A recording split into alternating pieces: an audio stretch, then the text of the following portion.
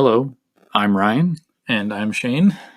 and this is the Command Point Podcast. How about we explain how we're going to be doing this Necron deep dive here? Okay, so we're going to start by going over their subfactions introduced in the Elites book. From there, we're going to move on and talk about their tactics, both in the core book and in the Elites expansion. And from there, we're going to break down each individual unit that Necrons have, of which there are not that many. There's like 6 units that they have available to them. Not counting commanders, because we don't talk about commanders. Yeah, we don't talk about commanders. From there, we're going to talk about specific play styles and how to utilize all these subfactions with the units that we're discussing. And then we'll wrap it up with matchups and what they're good against and what they struggle against. And yeah. All right, sounds good. Okay, so starting off with the Necrons dynastic codes, which are their subfactions that they got in the Elites book. Do you want to just go over a few of those, or yeah? No, I think we should start. Before we even get into them, we haven't gotten any units yet, but it's stated at the top under dynastic agents that Triarch Praetorians, one of the 2 Elites models that Necrons got, they do not benefit from subfactions, which I think is important to look at going forward. And I think it plays a little bit of a part in why, and at least how you evaluate Praetorians.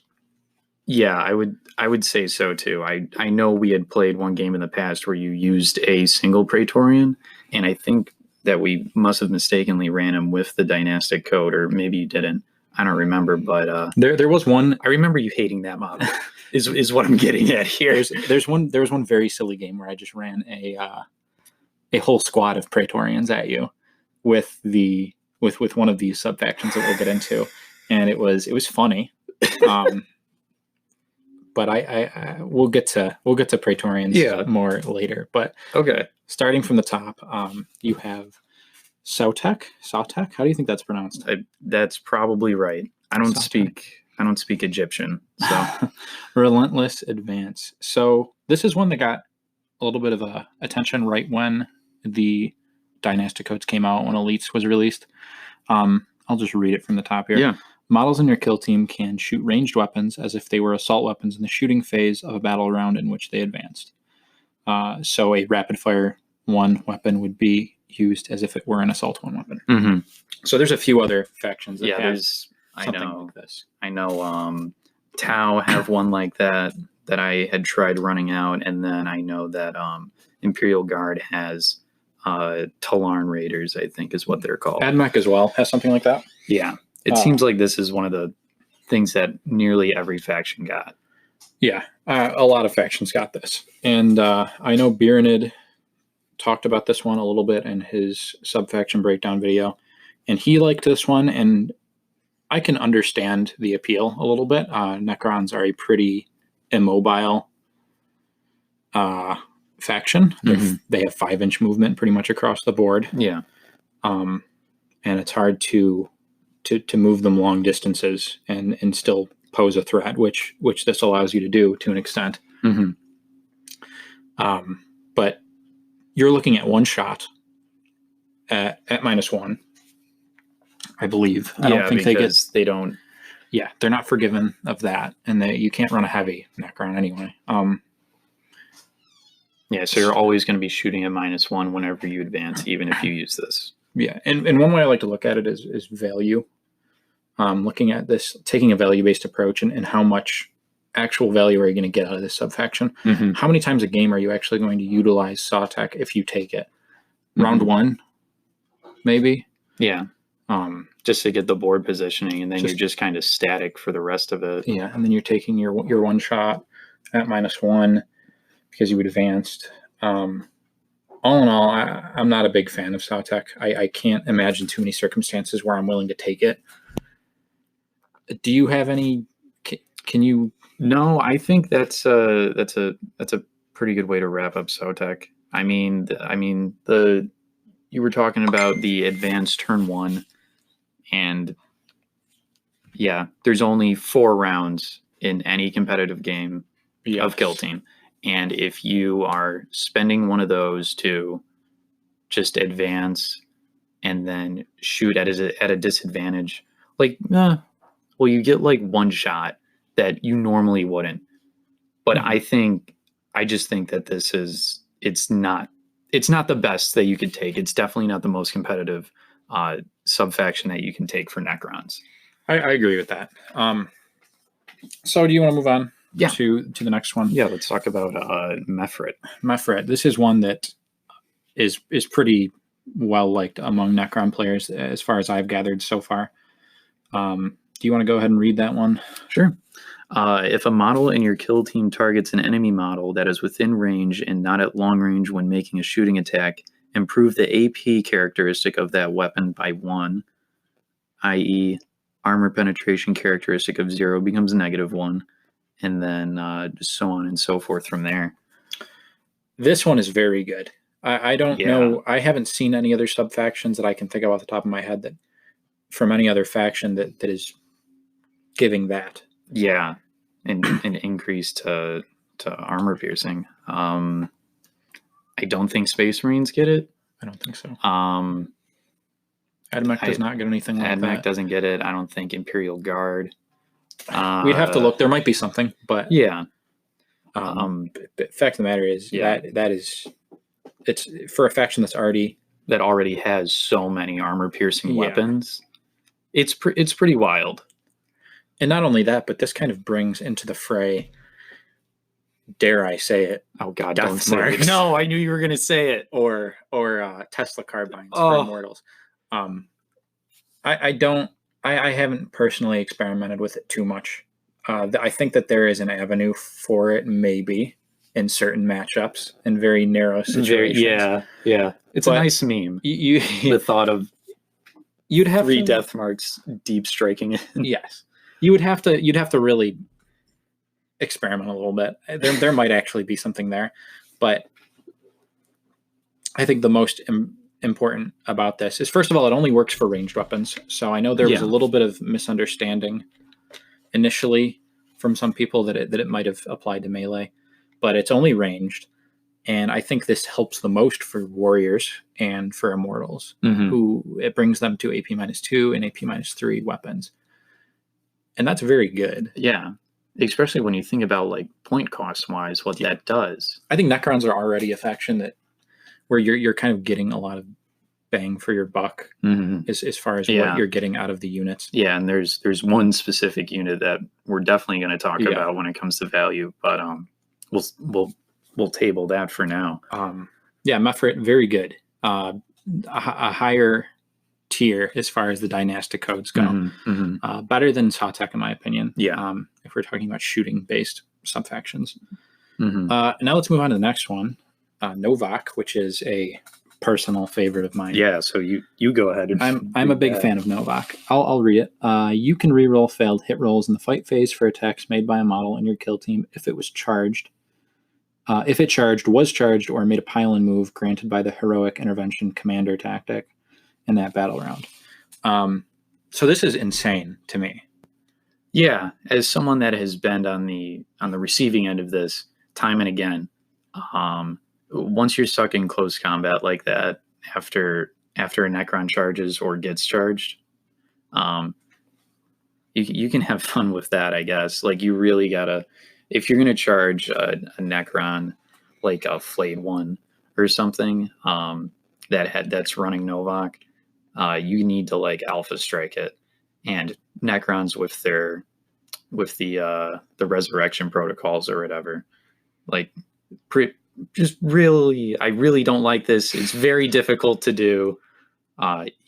That's all I have to say about Novak. Novak is very good. So starting from the top, even, and I've heard a lot of people say this, even warriors and immortals are decent in close combat as far as ranged models go. I mean, they're hitting on 3s. They're strength 4 models. They have 3-up saves. That's decent. And Novak helps those units a little bit, but real re-rolling everything, every single failed hit. But going into Flayed Ones, that's where it just gets bonkers to me, because Flayed Ones already re-roll failed wound rolls. That's right. And so you pair that with Novak, and 3 attacks, rerolling failed hits, rerolling failed wounds. You don't even need AP. You don't need multi-damage in that situation. Yeah. It isn't. You're forcing so many saves at that point that something's bound to go through. Yeah. Especially if you're spamming flayed ones. Yeah. Novak is very good. Yeah. I don't think there's any debate there. Nope. So I'd say Novak and Mefrit are 2 of the better ones. Mm-hmm. And that just depends on what you're going to go for. If you want to go close combat or if you want to do shooting. Yes. And moving on to Nihilak? Yeah, sure. Nihilak? Yeah, that sounds good. I don't know how to pronounce that. You want to go ahead and take that one? Reroll unmodified hit rolls of 1 in the shooting phase for models in your kill team if they have not moved in the battle round. I hate this. Yeah. I hate this.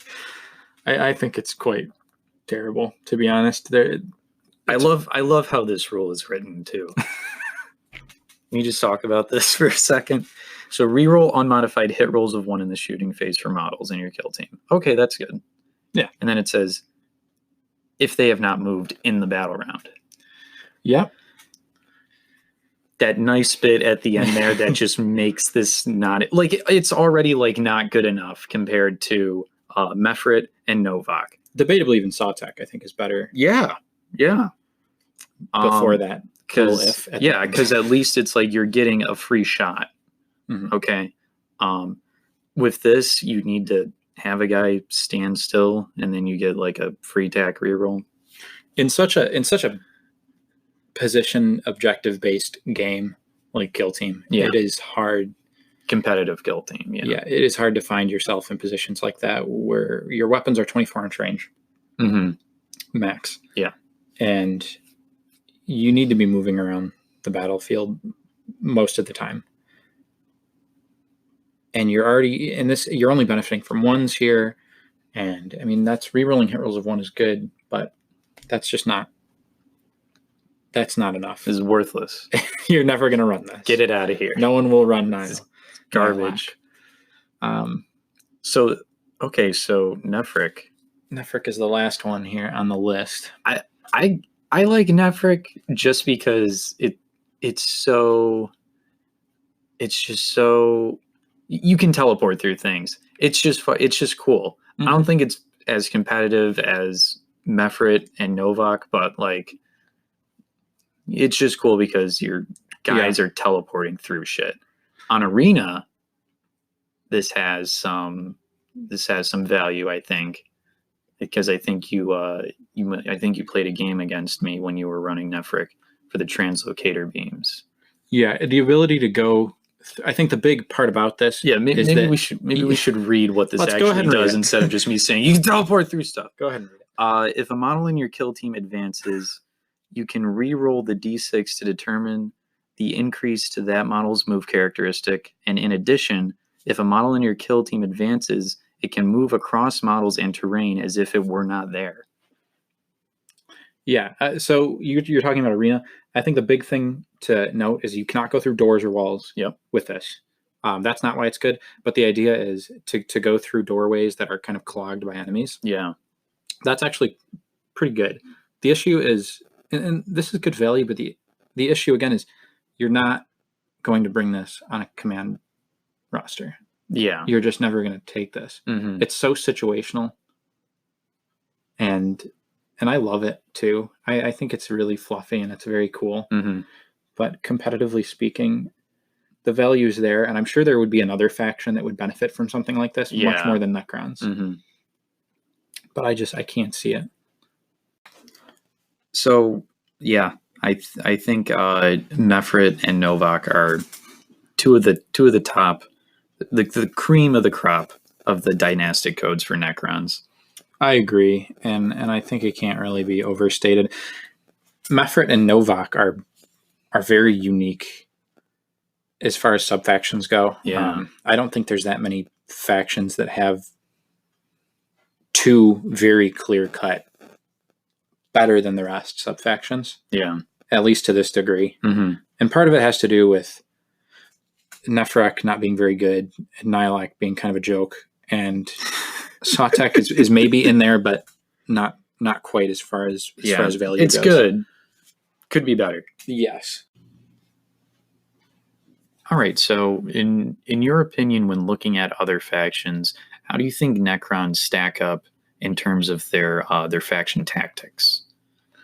That's a bit difficult to answer. I mean, certain factions have almost no good tactics, I would say, with like a few exceptions. Like I think Space Marine Adeptus Astartes is a good example where they have one that's clearly above the rest. They have one very good tactic. I think Necrons have a lot of... I like Necron tactics. I think they're good. I don't think that there's anything insane in here, but I think there's a lot you can do with it. Okay. So we'll start from core book here. Yeah. With prime reanimation protocols. I'll just read this one. Sure. Use this tactic when an injury roll is made for a model from your kill team. Roll an additional dice and apply the lowest result. So I find myself using this one a lot, actually. Mm-hmm. And one thing that's important to note is, first of all, it says an additional dice. So it's 1 and apply the lowest result. You're the one rolling this. So your opponent rolls an injury roll against you. Say they need a 5 to kill and they get a 5. You spend the 2 command points at that point, and then you roll another dice. And then between those two, you take the lowest result. Mm-hmm. So they can't re-roll that. Yeah. Which is important. And it takes the lowest result, which means that in the not unlikely, I guess, but unfortunate event that you use this and then you roll a 6, you do not reanimate. It takes the lowest result. Mm-hmm. I've seen some debate about this. Yeah. And I think it's pretty clear cut. You just take the lowest result. You do not reanimate. Mm-hmm. The 6 does not count. Okay. I think it's good, though. It's just one other thing. Yeah. On top of many things that makes Necrons very, very hard to kill and get off the board. Mm-hmm. So they have another tactic here called Disruption Fields. Use this tactic when you choose a model in your kill team to fight in the fight phase. Increase the strength characteristic of that model by 1 until the end of the phase. So I think that'd be a nice buff for a flayed one. Yeah, flayed one is definitely going to be the one that you're using this on. Also, this is 1 command point. I don't know if I said, but primary animation is 2 command points. Mm-hmm. Disruption Fields, it's basically written for flayed ones in mind. You're not going to waste a command point on a warrior or an immortal. Yeah. Just to have a strength 5 attack with no AP or anything. With flayed ones, it against a lot of these toughness 4 models, you're guaranteeing that you're hitting on 3s and wounding on 3s. Mm-hmm. There's not too many instances where I see myself using this, though. That's the biggest issue. Yeah. Like it's not that good. You would be getting max value by using it on a flayed one. But other than that, I don't think it's not as good as prime reanimation protocols, in my opinion. Yeah. But also it's 1 command point less. I mean, it's just one of those where it's like, that's nice to have. I guess. A lot of the time too, you're running a lot of flayed ones. Yeah. And there's not going to be too many situations where you need that 1 flayed one that you have to really get that kill. Yeah. I mean, it'll happen, and I think it's good. It's a good tactic. It's 1 command point. It's not going to tank you too hard. But I think the most valuable thing to take out of Necron tactics is survivability. And using command points on something that doesn't involve survivability is a little bit iffy. Yeah, but we can move on to targeting. I see what you're saying. We can move on to targeting routines. Okay. 1 command point. Mm-hmm. Use this tactic when you choose a model in your kill team to shoot in the shooting phase. Add 1 to hit rolls for that model against targets which are obscured. I think that's great when you're shooting. Yeah, I think it's good. That's the only time you can use it, but against obscured targets is what I should say. Yeah, it's. I mean, essentially, it's going to take you from a forward with 3 to hit. Mm-hmm. And maybe if you have a comm specialist there, you're hitting on a 2 in that situation. Yeah, and that's the lowest you can hit on. So I mean, you're there. Yeah, that's pretty good. I think it's good. I do like that tactic. I think I've used it more than I've used disruption fields. Oh yeah. Also, one command point, so I mean it's a good cost. You're not spending too much on it. Not that much to say. Yeah. It's a solid tactic. Flensing Fury. Cleansing Fury. Yeah. So this is a flayed one only tactic. Okay. Yes. Do you want to go ahead and read this? Yeah. Use the tactic when you choose a flayed one in your kill team to fight in the fight phase. Until the end of the phase, each time you make a wound of 6 up for them. Okay, this isn't that good. Each time you make a wound roll of 6 up for that model's flayer claws, add 1 to the damage characteristic of the weapon for that attack. Okay, maybe this is kind of decent. I don't know. What do you think about it? Well, it's another one with kind of like disruption fields where I've never used it, except I would see myself using disruption fields if I'm in. We kind of talked about that situation where you need that one flayed one to get the kill. Yeah. I think I would be quicker to use disruption fields than Flensing Fury. Mm-hmm. Just because it's reliant on rolling a 6 up. Yeah, it's reliant on rolling a 6 up, and the odds aren't terrible because you're assuming you're taking Novak.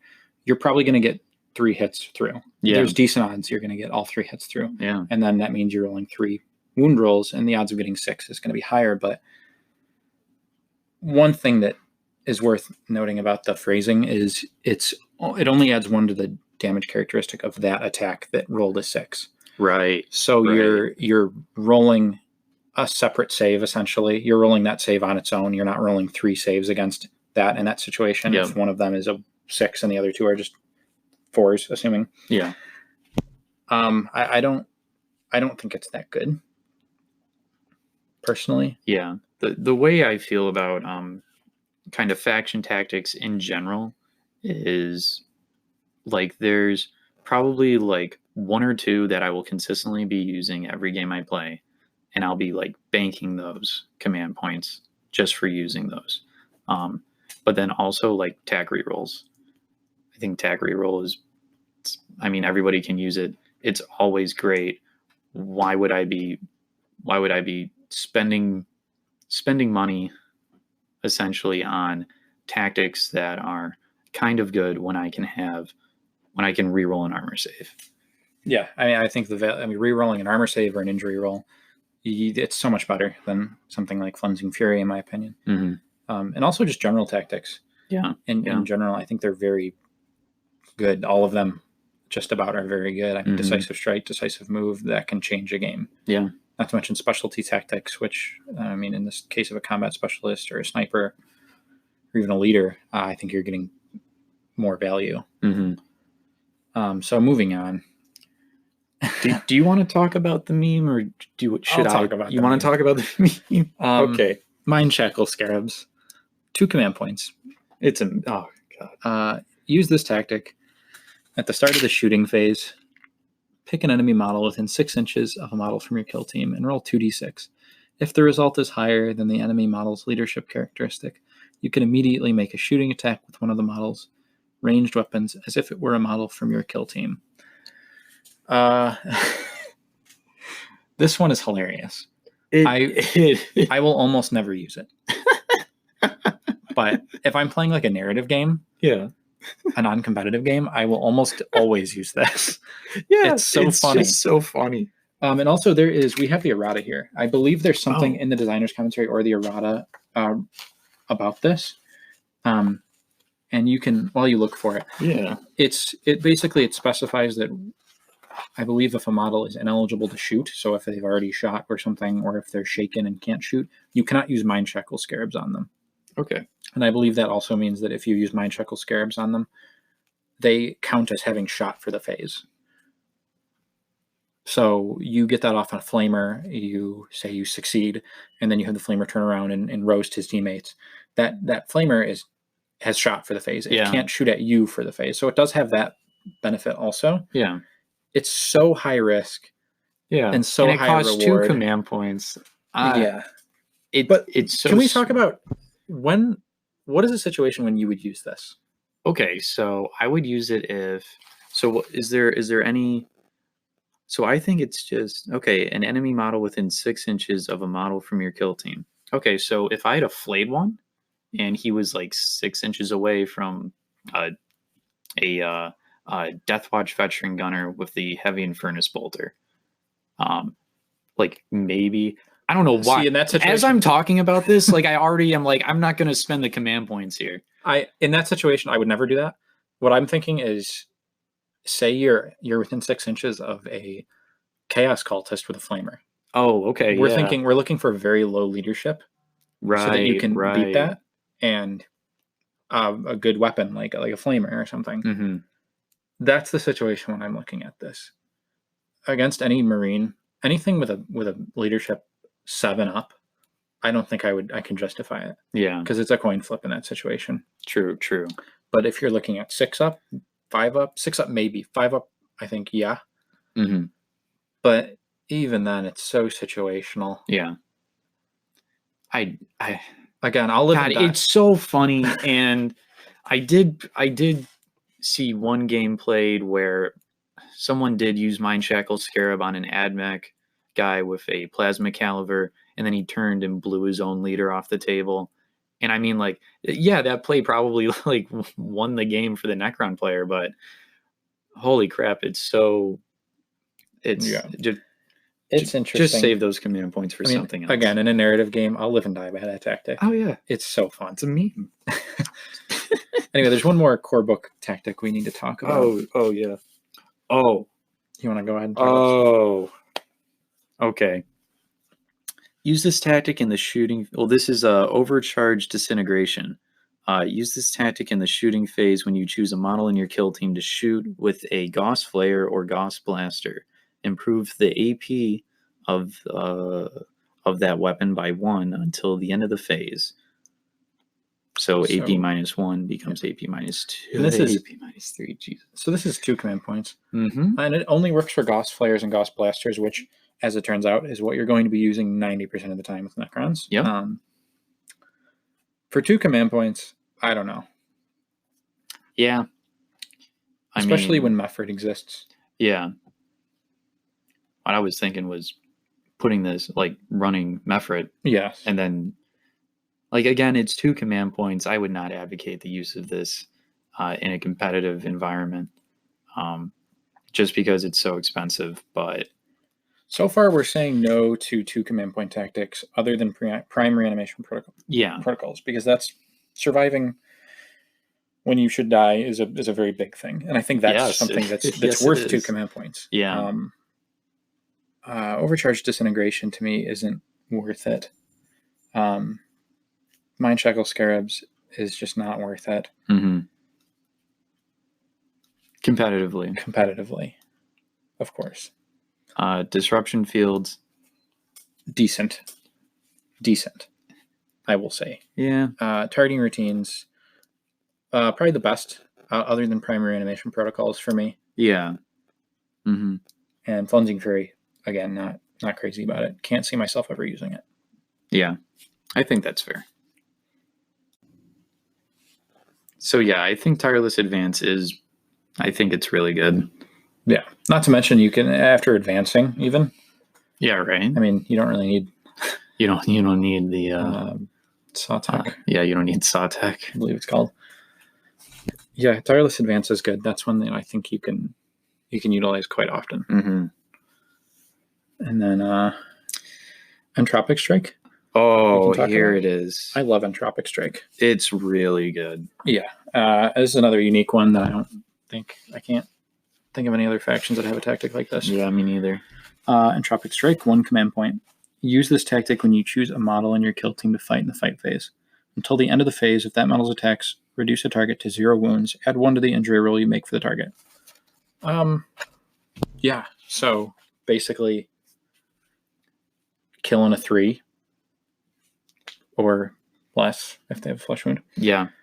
That's really good. That's if you really need to kill something, especially if you're using a 2 damage weapon like a War Scythe or something. Yeah.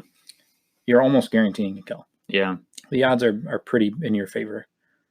Yeah. And for 1 command point for a nearly guaranteed kill. Not nearly guaranteed, I mean 3 up. But very, very high percentage of eliminating a model. And 2 dice needing a 3 up with the War Scythe example. Yeah. If you really need to kill something, Entropic Strike has the value, and it's only 1 command point. Very good. Assured Disintegration. Use this tactic when you choose a... Oh, God. Yeah, no, I see what you were saying earlier about Games Workshop really wanting people to use death marks. Use this tactic when you choose a death mark from your kill team to shoot in the shooting phase. Until the end of the phase, you may re-roll hit rolls made for that model. So, first off, correct me if I'm wrong, but I believe that the death mark weapons are strength 4. Yeah. I don't think this is very good. So I actually I like this tactic. If you were running death marks, you would kind of have to use this tactic, in my opinion.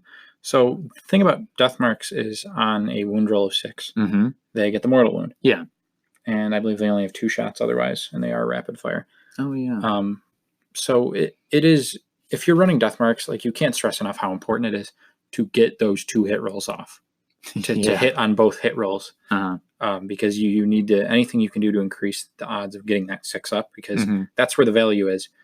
Death marks are 15-point models. There's no reason for that other than that little caveat. So if you're running death marks, if you want to make death marks work, Assured Disintegration it's huge. If you're running death marks. Yes. But then if you are running death marks, may God have mercy on your soul.